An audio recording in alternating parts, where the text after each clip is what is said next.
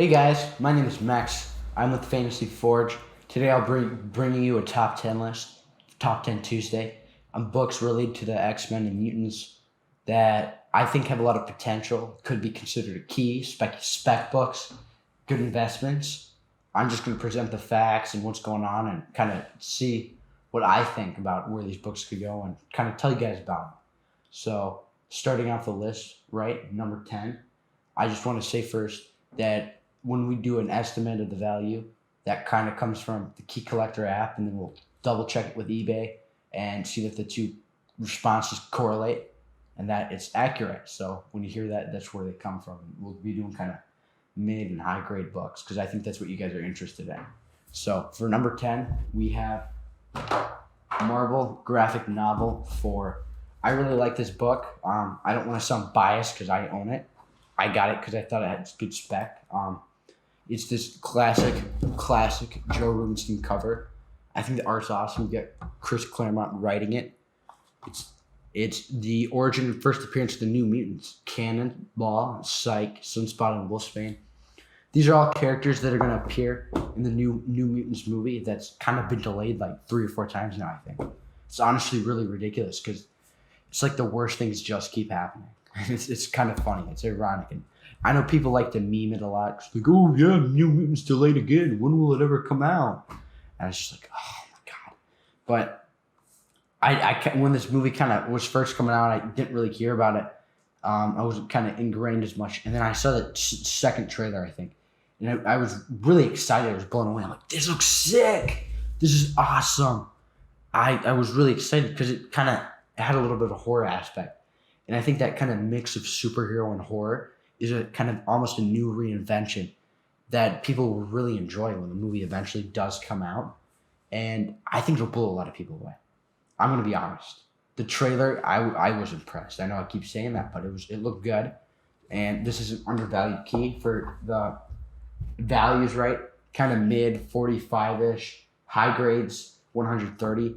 I got this copy, right? I know it's an 8.0 for around $60. And I kid you not, I'm so mad about this. When I sent it into CGC with a lot of other stuff, they must have like thrown the box or played pickup football or something. But there was they dented the corner of the box. And right here, just a little bit. And I got it pressed or whatever. But it diamond damage. And the greater notes, the only thing that was wrong with it is this damn stretch lines from them screwing up the book. And it really kills me. So I have another one going in right now to get signed by Chris Claremont that I'll show you guys later. But I'm really excited. I think it's good. It's a beautiful beautiful copy of the book. And I think it looks really cool. So that's my number 10 pick, New Mutants, first appearance, Marvel graphic novel 4. Make sure you get the first print, right? My number 9 pick, Uncanny X-Men, number 282, the first appearance of Bishop. Bishop's kind of a character not as many people know about. Kind of came in the 90s as they kept blowing out new stuff with X-Force titles and X-Men and stuff like that, right? I think it was the late 80s, maybe. But Bishop, dude's a badass. He's a big, bulky guy. He uses guns and stuff. He's really cool. We saw him in X-Men Days of Future Past, kind of as a background character, really, in the future when they were fighting against the killer robots, right? The words are not coming to my head what they are, but I'll find that out. But Bishop's cool. I can really see them taking this character that not that many people know about outside of the kind of comic area and using him as this really cool dude. I think it'd make a lot of sense, especially as Marvel kind of wants to diversify more, per se, as he's an African-American character, and he's really cool, actually.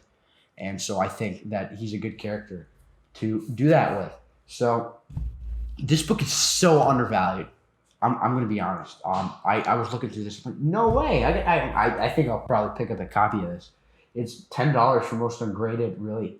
$10 to $20 for including high grade copies, which is crazy. A lot of people do bundles and stuff like, yeah, you get this in the second print, which is this gold copy, which looks really nice, and other stuff. And then 9.8's graded some for around 120. They go there. You can get them for a deal sometimes. I know I'm going to be looking at this for sure because I think it's a good spec book to go on. Uncanny X-Men, number 282. That's my spec book, right? Number 9. Next, we have number 8, X Factor number 6, the first appearance of Apocalypse. And I know what you guys are going to say. You're like, oh, but Max, they did X-Men Apocalypse, that movie with Oscar Isaac covered in makeup. Like, yeah, I know, right? It was disappointing. It wasn't that good. It was kind of, and then he's an awkward character, honestly. But lately in the comics and stuff, they've been kind of reinventing this character, switching his sides. The dude's been since the beginning. He's a total badass, right? I know I keep saying badass, but I think he was the first mutant, or it was Namor or something like that. But he's really cool, dude. He's ultra powerful. I could see them using him as possibly maybe like a next Thanos type character for the X-Men specifically. And he's honestly a really cool dude. I think the first appearance of him is undervalued too, immensely. It's X Factor number 6. For mid grades, you can kind of get around $20, $12. That's what Key Collector said. And for high grades, it's honestly in the 40s. You can get a really good ungraded copy with under $50, which is kind of crazy for a character who had his name in the movie title. I think that the value did drastically increase after the movie because a lot of people were disappointed. But seeing as he now is kind of a good guy, but I don't want to call him an anti-hero per se. He might be an anti-hero. He kind of is because he serves his own self-interest. But I think there's a lot of potential there if Marvel does decide to include him eventually in the MCU. So that's my number 8 pick, X Factor number 6. So then number 7, X-Men 130, the first appearance of Dazzler. So this book has a really cool cover. It's a classic. It's got Dazzler dancing on the cover. And it's got the Uncanny X-Men logo, all decorated. I think it's good. Dazzler's a cool character. There's a lot of I don't want to say hype, but but there's noise. There's always been a little bit of, that's a good book. In the comic community, a lot of people kind of say that's their go-to X book. And it's also the first appearance of Sebastian Shaw, the first full appearance. The first kind of cameo-ish is 129. But Sebastian Shaw, that was Kevin Bacon in X-Men First Class. He was a cool character if they ever do decide to kind of go with the Hellfire Club. Because the Hellfire Club are confirmed to be in the New Mutants too, the movie. So that's also interesting. I don't think they'll bring back Sebastian Shaw right away just because I think Kevin Bacon he was good as the character. Kind of badass. But if they do the Dark Phoenix saga properly, not some crappy, barely in their movie that they've done in the past, or the X-Men Phoenix movie, Dark Phoenix or whatever, that wasn't even that good. And then I remember they shoehorned a bunch of it into these other ones. But I think Dazzler's a big one. Kind of a quirky, fun character that I can see fitting into the MCU if they do include the Chooser. So that is my number 7 pick for mid. It's kind of 30s, high, kind of up in the hundreds, right? You can get a good graded copy for not too expensive, but I think it's a good pick. Number 6, X-Men 96, the first appearance of Moira McTaggart. We kind of recently in the news storylines, we heard that Moira is a mutant because she's always been this governmental secret agent type character who's linked the U.S. government and the X-Men. She's kind of been involved in there. She was in the movies too. She's kind of a love interest for Charles Xavier. And I think that she could be really in. But in the comics, we found out that she is a mutant, but she's into self-reincarnation. She has her memories. It's cool. I can see her because we got S.H.I.E.L.D. or S.H.I.E.L.D.'s disbanded now, or it's barely there or something. It's kind of unclear. And then we have S.W.O.R.D., which is rumored. It's not rumored, but it's been leaked from the WandaVision movies. I can see Moira McTaggart being involved in S.W.O.R.D. and possibly being the link from the Avengers to S.W.O.R.D. to the X-Men. And I think it makes sense. It's a clear pathway. There's no confirmations yet, but I think it's a good book to kind of spec on. And the values for that, kind of mid 40s, high 120, around there. You can get good copies for a little over $100. I think it's an interesting book to check out. And yeah, so that's my number 6 pick. Number 5, Uncanny X-Men 221. I own this copy. I mean, even if you don't like the key appearance, it's got this amazing, amazing Wolverine cover. He's being blasted by Havoc, and it looks really cool. Mr. Sinister was, if kind of the Fox universe didn't get all messed up and conjunct, he was going to be the next big baddie. They teased it. Nathaniel Essex, his alter ego, right? And he was in the X-Men 90s show. He's a cool character. I mean, he's another guy, including Apocalypse, that I could see kind of being a big villain for the X-Men to face. He's been a classic guy around there for a long time, and I know he's kind of with the mutants now in the comics a little bit, but he's total badass. I know I keep saying that. There's a lot of really cool characters, and kind of this is a cheap book too. I got my copy for around $30. It's high grade. It's another book that's being signed by Chris Claremont right now. It's one of his stories, so it's mid kind of $15 around there, $15, $20. Then high grade ones are going to run you $30 to $40, which I think is kind of really undervalued. It's kind of like Thanos, honestly. Thanos' first appearance was really cheap, and then he was there, blew up. Big book. I think you guys should spec on it. X-Men 221. That's my number 5 pick.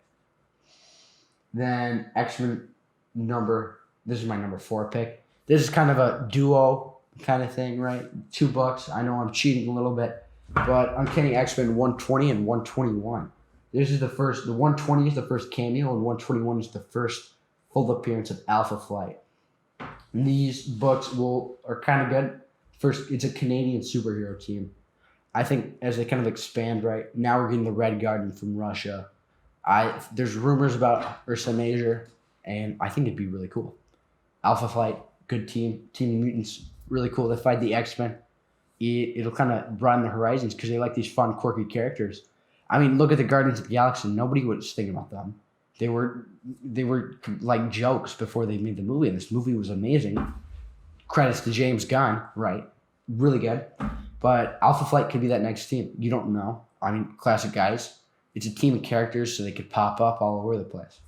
The first cameo, 120, right? Mid-30s, high, kind of around 100. Not that bad for cameo appearance of them.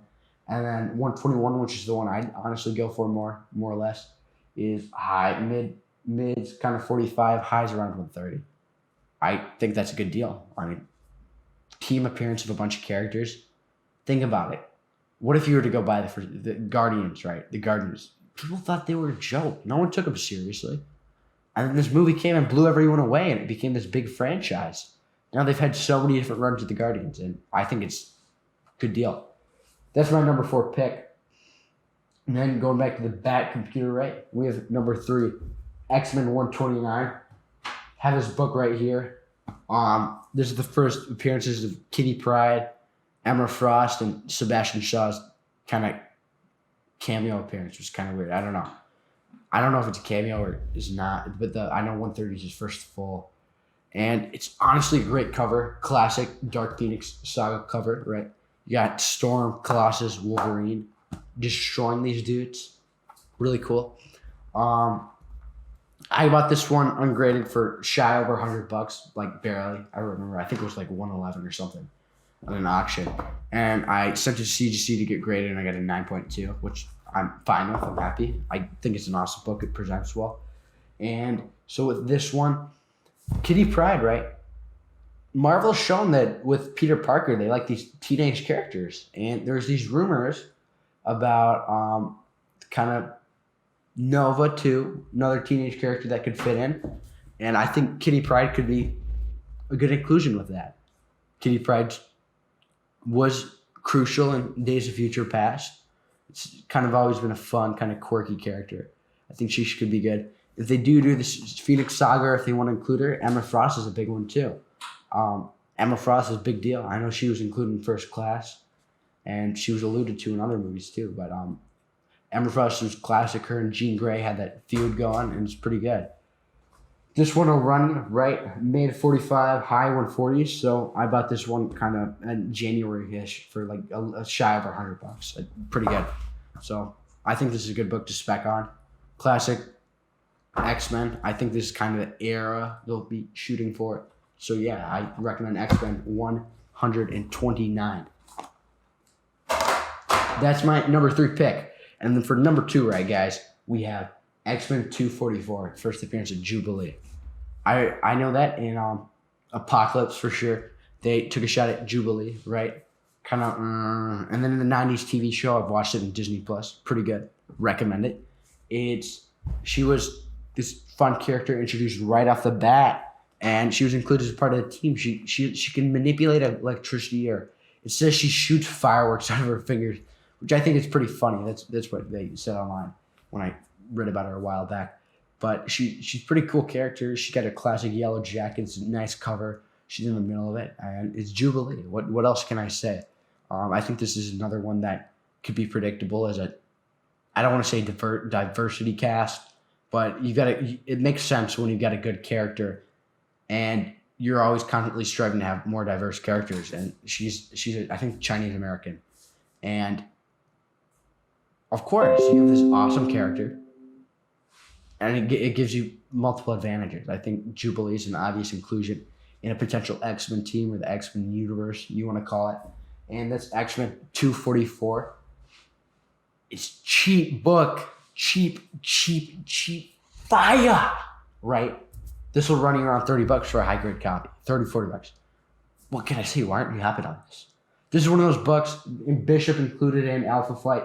When I was looking at this, I'm like, why have I not done this sooner? I got to hop on this train before it goes too far. Honestly, cool characters, and I think people will be impressed when they do eventually, if they are included on the screen. It'll be cool. So that's my number 2 pick. And then for number 1, I know this is a book everyone recommends, right? They're like, oh yeah, you got to get this one. Channing Tatum, Gambit.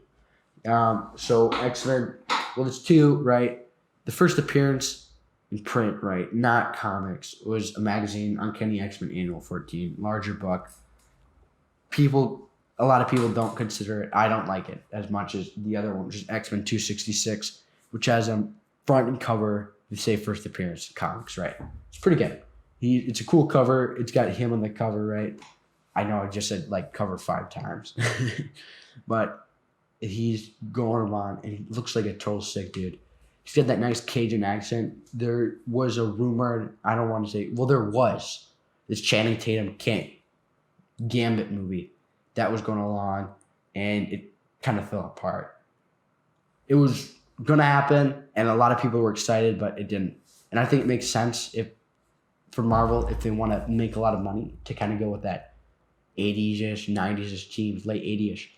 90s TV show team, because that's what people like. A lot of people are nostalgic for it, and they're classic characters, Jubilee included. Gambit makes a lot of sense. There's a lot of potential there. We saw him in the Wolverine movie. He wasn't that good. He's kind of a wimp, honestly. And I think Gambit could be really cool in a possible X-Men movie. He's a badass character. I mean, the value of the book's not going down. I can tell you that. It's just going higher and higher. There's no reason it would go down. Unless they just completely destroy Gambit. But for this one, it'll run you mid-grades $50. Highs are $150. It's a more expensive one, just like the Alpha Flight. But I think it makes a lot of sense because a lot of people like this character, have history. And it's the type of guy where, I mean, if he blows up and he's just total awesome character, he can take off. You're never going to catch that again. It's important, honestly. So that's X-Men 266 and then Uncanny X-Men Annual number 14. This is a book that I've been looking at. I'm trying to find a good deal, and I think it's a good move. So that's been my top 10 picks. Hope you guys appreciate it. Make sure to drop a like, possibly subscribe, maybe if you liked what I said. And keep forging, guys. Max out.